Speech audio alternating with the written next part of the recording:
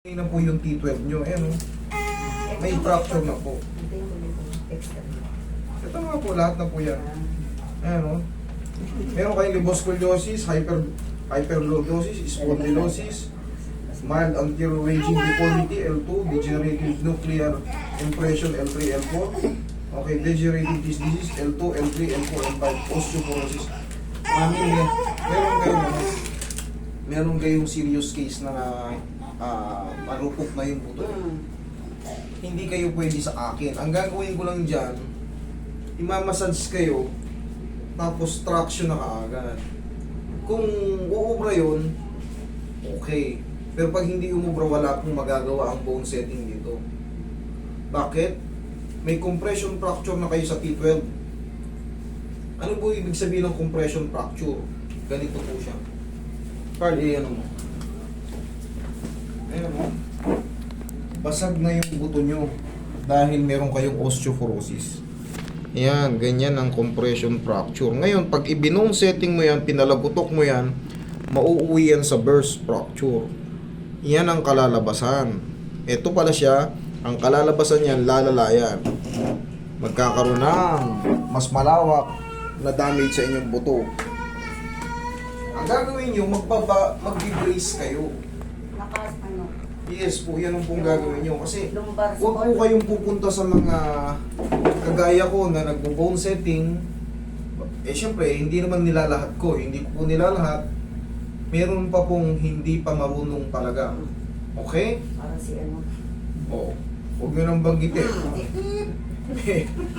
Ganun po yan. Sa akin, pwede ko na kayong tanggihan. Ang gagawin natin, pakonsuelo na lang kahit hindi kayo magbayad, walang problema.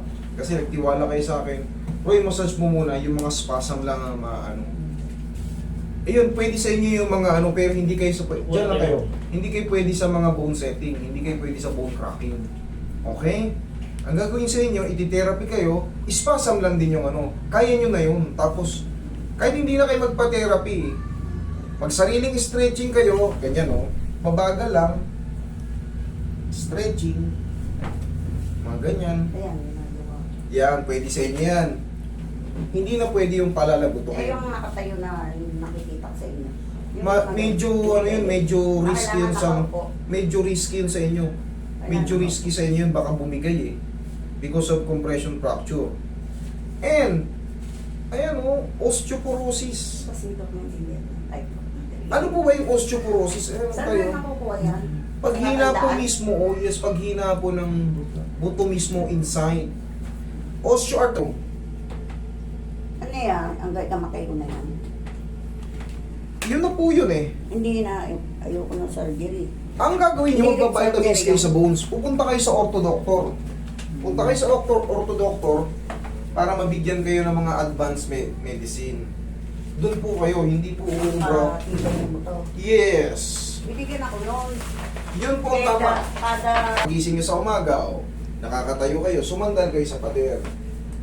Mandal kayo sa pader para hindi kayo matumba. Inatin nyo, pwede sa inyo yung baras. Pero nakasandal kayo sa pader para hindi kayo, kahit yung patingkayan lang, Oo. hindi rin kayo pwedeng malaglag ng gano'n ha. Kailangan yung patingkayan lang, yung saktong abot pa lang paa nyo. Parang sin-self-traction nyo yung sarili nyo, pwede kayo sa gano'n. Tapos, no, dahan-dahan lang. Yan lang mga pwedeng healthy exercise sa inyo. Kung ano lang ang kaya, huwag nyong ipipilit. Kasi pag lumagutok yan, okay, sana maintindihan yan. Mami, hindi kayo para sa akin.